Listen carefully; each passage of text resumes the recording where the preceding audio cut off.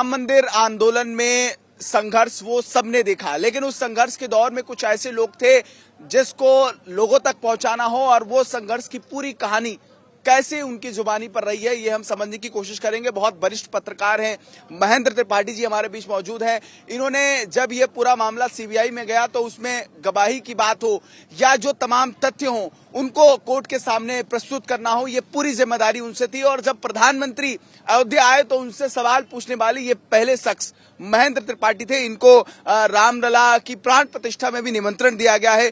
Sir, आपका बहुत स्वागत है। आपने ये सारी तस्वीरें देखी हैं, मैं एक एक बात समझूंगा, लेकिन सबसे पहले आपसे एक बात समझूंगा, कैसे देख रहे हैं अयोध्या बदल रही है? अयोध्या तो मतलब इस तरीके से बदल रही है जैसे राजा राम की जो अयोध्या थी, और जब राजा थे तो जिस रूप में उस समय राजा की राजधानी अयोध्या विकसित थी उस रूप में बदल रही है। और यही वजह है कि चारों तरफ खुशहाली है। जिधर भी देखिए राजा राम और जय श्री राम के नारे लग रहे हैं, क्योंकि देश को राम भक्त प्रधानमंत्री मिला है। और इसकी वजह है कि राम भक्त प्रधानमंत्री आज बने हैं। पहले वो राम भक्त के रूप में जब रामलला दरबार में 14 जनवरी 1992 को आए थे, तब हमने ही उनसे कुछ सवाल किए थे, उनकी तस्वीरें खींची थी जो आज देश दुनिया के टीवी चैनलों पर चल रही है। तो मैंने ही उनसे पूछा था कि दोबारा आप कब आएंगे, तब उन्होंने कहा था कि जब राम मंदिर का निर्माण होगा तब आऊंगा। सर, मैं आपसे ये समझना चाहूंगा कि आखिरकार आपने ये पूरी तस्वीरें कैद की हैं, क्या वो आंदोलन था और क्या तस्वीरें थी जब सीबीआई का गवाह बनना हो, कैसे आपने ये तमाम चीजें की और क्या तथ्य आपने सामने? देखिए, इसकी वजह है कि मैं रामलला के दरबार में ही श्री राम जन्मभूमि स्टूडियो चलाया करता था जी। और चाहे वो 1986 का ताला खुलना हो, चाहे राम मंदिर का शिलान्यास होना हो, चाहे मुलायम सिंह सरकार का जो वो गोली कांड है जो 1990 में हुआ, वो सब मैंने कवर किया। और 6 दिसंबर 92 की जो विवादित ढांचा गिरा वो भी मैंने अपने कैमरे में कैद किया। तो यही वजह थी, सीबीआई ने मुझे 2 बड़े मुकदमे में गवाह बना दिया था। जो रायबरेली कोर्ट में जो है सरकार बनाम लालकृष्ण आडवाणी जो भड़काऊ भाषण का मुकदमा था उसमें, और जो सरकार बनाम पवन पांडे आदि जो सीबीआई की लखनऊ कोर्ट में मुकदमा चला, ये दोनों बड़े मुकदमे में मैं चश्मदीद गवाह था। और सबसे बड़ी बात है कि जो विवाद था कि ये राम मंदिर है कि बाबरी मस्जिद है, उसमें जो जमीनी विवाद चला सिविल के मुकदमे में, उसमें जो सबूत दाखिल किए गए राम मंदिर के, वो सारे मेरे ही दिए हुए थे।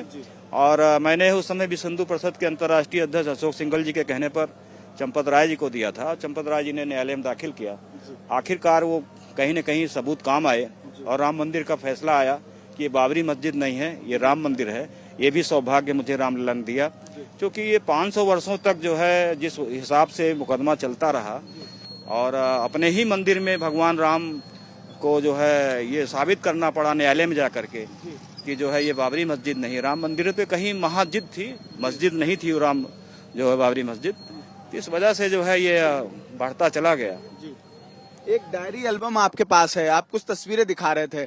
मैं चाहूंगा कि जो तस्वीरें कोर्ट में साक्ष्य बनी वो तस्वीरें हमारे आप दर्शकों को भी दिखाएं। जो तस्वीरें शायद कोर्ट के माध्यम से अगर ये तस्वीरें न होती तो मुझे लगता कि शायद कहीं ना कहीं इन तस्वीरों ने एक बड़ा सहयोग किया। सर, ये तस्वीर एक बार ब्रीफ भी करते रहे और ये तस्वीर एक बार दिखाइए। सबसे पहले तो ये है कि मेरे अलावा किसी और का कैमरा राम जन्मभूमि में नहीं जाता था। इसकी वजह थी कि मैं अकेला ही ऑथराइज था, देश दुनिया की किसी भी मीडिया का कैमरा नहीं, इसलिए पास देखिए मिलता था।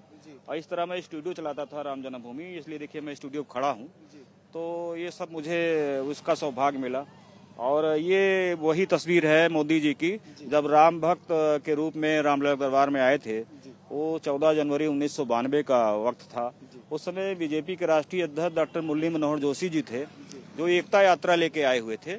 तो एकता यात्रा वही एकता यात्रा है जो 26 जनवरी 1992 को जम्मू कश्मीर में जब गए थे तो तिरंगा झंडा फहराए थे, तो उसके पहले वो आए थे। लेकिन ना उन्हें पता था ना हमें पता था कि जिस व्यक्ति की मैं तस्वीर खींच रहा हूँ वो देश के प्रधानमंत्री बन जाएंगे। आपने जो सवाल पूछा था उनसे, वो सवाल आज भी उसकी चर्चा होती है और हम कहते हैं कि वो सवाल आज भी जीवंत है। क्या सोचा था? कहीं रामलला जी की कुछ ऐसी प्रेरणा रही होगी कि वो सवाल भी मैंने पूछ लिए और ऐसे व्यक्ति से पूछ लिए कि जिनके जीवन में घटनाएं घटनी थी, उन्हें प्रधानमंत्री देश का बनना था।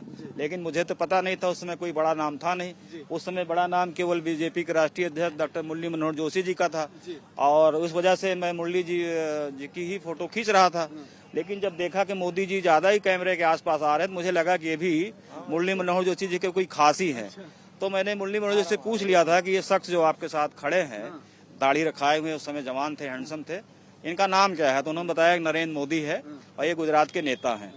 तब जो है मैंने कहा लाइए आप लोगों की एक तस्वीर खींच लूं। तो तस्वीर खींचा, लेकिन उसके बाद जब ये मोदी जी रामलला के सामने पहुंच गए तो वहां भी मैं तस्वीर खींच रहा था। तो मुरली मनोहर जोशी जी तो कुछ देर के लिए हट गए, पर नरेंद्र मोदी जी 5-10 मिनट के आसपास वहां रुक गए। तो मुझे लगा कि आमतौर पे लोग दर्शन करते हैं चले जाते हैं, ये रुक के कर क्या रहे हैं। तो मैं पीछे पलट के फिर आया और फिर मैंने उनसे पूछा कि सर क्या कोई आप रामलला की वार्ता कर रहे हैं या कोई संकल्प ले रहे हैं? तो मुस्कुराए और बोले कि हम कोई अभी जवाब नहीं देंगे। लेकिन फिर मुझसे नहीं रहा गया, कुछ देर बाद मैंने यही पूछ लिया उनसे कि दोबारा आप कब आएंगे रामलला के दर्शन करने? तो उन्हें उस समय कहा कि जो है जब राम मंदिर का निर्माण होगा तब आऊंगा।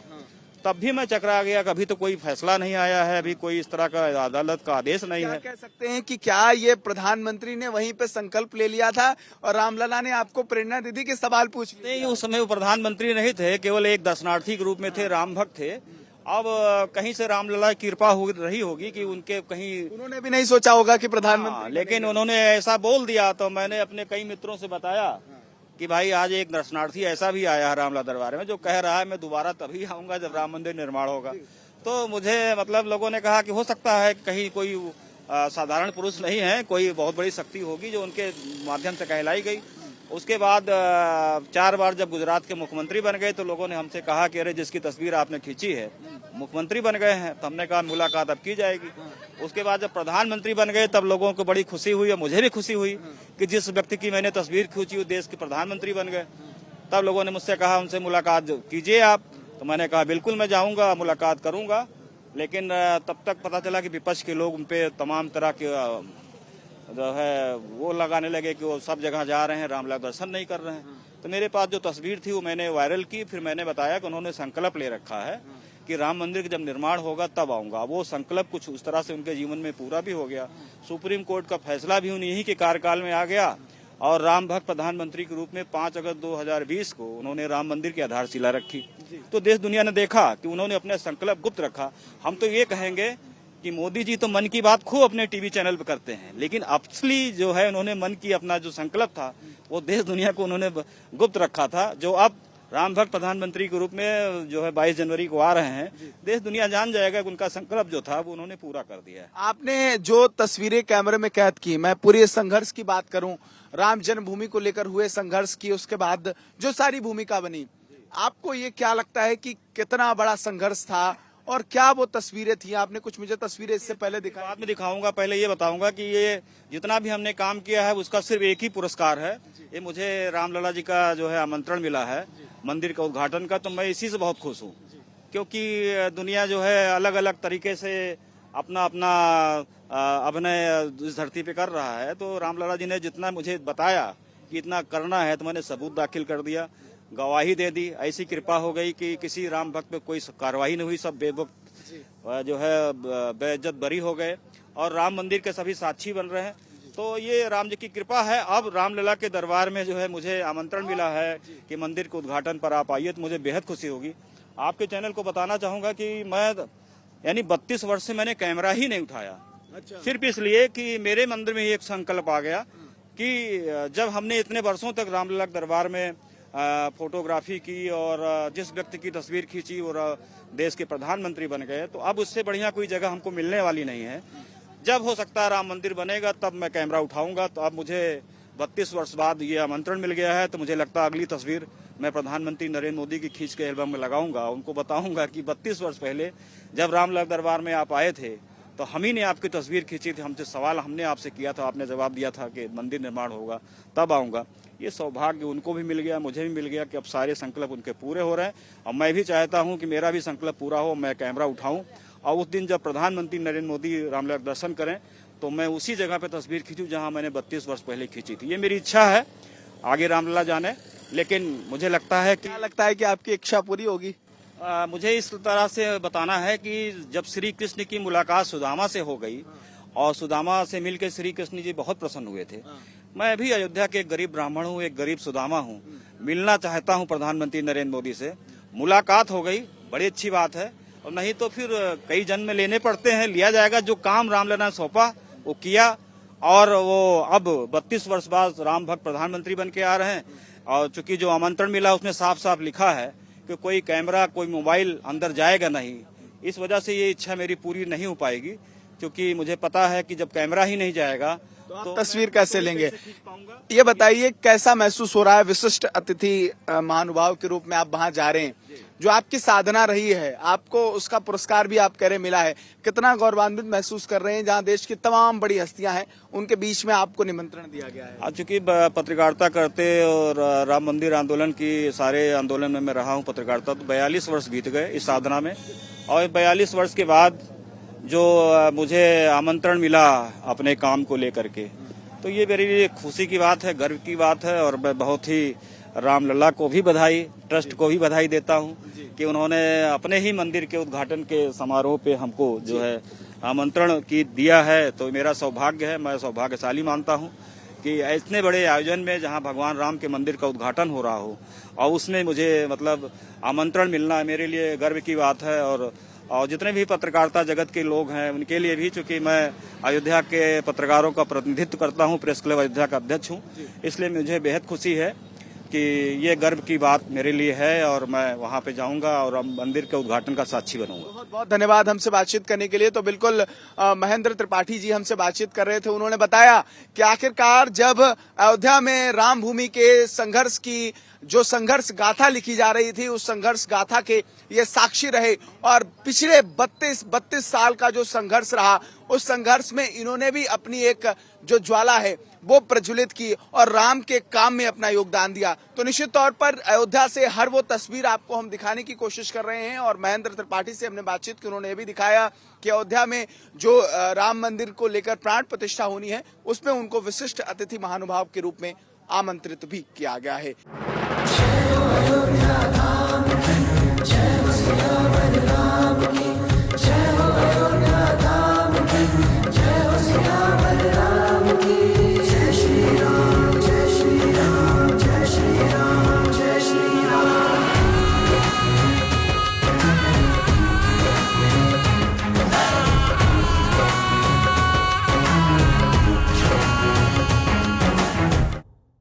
श्री राम की पावन नगरी अयोध्या में इस वक्त हमारी मौजूदगी है और जहां कहते हैं ना कि भगवान श्री राम के रंग में यहाँ जो भी आ रहा हो, संत जन हो या श्रद्धालु हो, सब राम के रंग में इस वक्त रंगे हुए दिखाई दे रहे हैं। और इस वक्त हमारे साथ श्रीधाम वृंदावन से एक विशेष मेहमान पधारे हैं, अनिल कृष्ण जी महाराज हैं, बातचीत कर लेते हैं।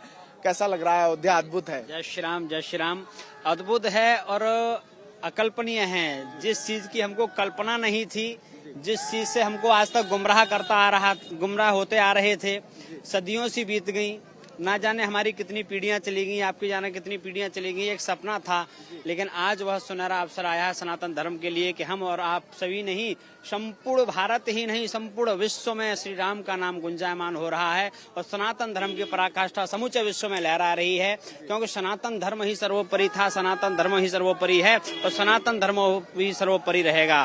तो आज इतना बड़ा खुशी का पर्व है कि अब बस 3 दिन बाकी हैं और हमारे भव्य और दिव्य रामलला का प्राण प्रतिष्ठा महोत्सव इस अयोध्या की पावन नगरी में, जैसे हम और आप देख लीजिए अभी माँ सरयू जी के तट पर खड़े हुए हैं और सरयू जी के तट पर खड़े होकर के छोटा सा आप दृश्य देखेंगे तो आपको अपने उस उल्लास की कल्पना आप नहीं कर पाएंगे कि आपका मन क्या कहना चाहता है। ऐसे पता चलता है कि आज हमारे जीवन में ना जाने कितनी खुशियों का अंबार उमड़ गया है। तो आज रामलला के भव्य और दिव्य उस प्राण प्रतिष्ठा महोत्सव के लिए ना जाने देश के कोने कोने से ही नहीं, विदेशों से भी लोग पधार रहे हैं। जो सुन पा रहा है वही आ रहा है। लोग कह रहे हैं कि सिक्योरिटी होगी, ये होगा वो होगा। लोग कह रहे हैं कोई नहीं, रामलला का दर्शन नहीं हो पाएगा, सिक्योरिटी होगी, लेकिन रामलला की छत्र छाया में, रामलला की उस पावन भूमि पर तो हम पहुंच जाएंगे। तो इससे और बड़ा गर्व का विषय नहीं हो सकता है कि हमारा सदियों का एक सपना साकार हो रहा है। बहुत सारे लोग कह रहे हैं कि कोर्ट ने निर्णय दे दिया तो राम मंदिर बनेगा। अरे नहीं, कोर्ट ने निर्णय भी दिया, लेकिन ना जाने हमारे कितने लोगों ने अपना बलिदान दिया है।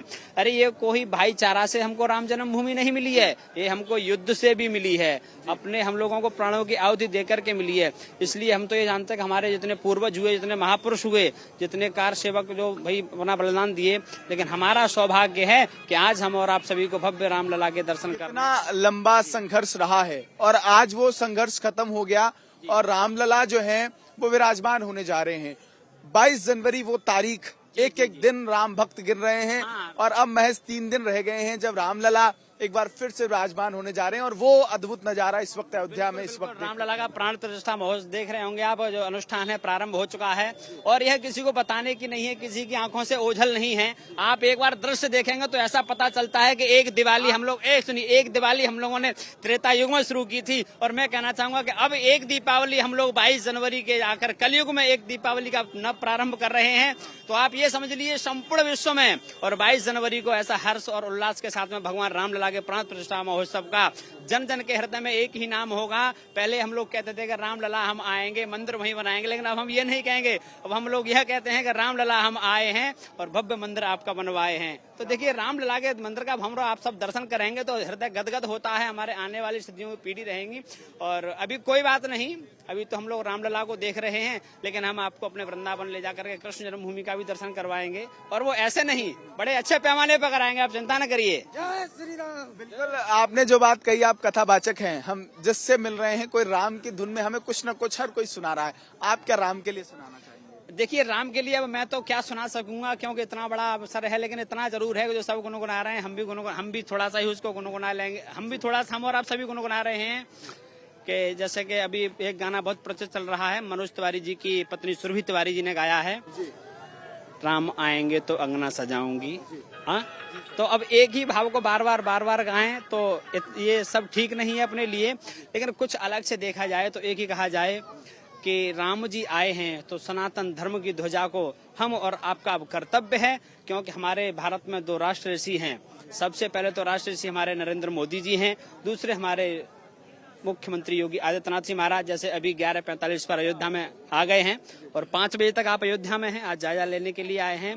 तो जहां पर सनातन धर्म देखिए भगवा है और इस समय भगवा ध्वज चारों तरफ लहरा रहा है, क्योंकि भगवा हमारी आन है, शान है, बान है और भगवा से ही इस हिंदुस्तान की पहचान है।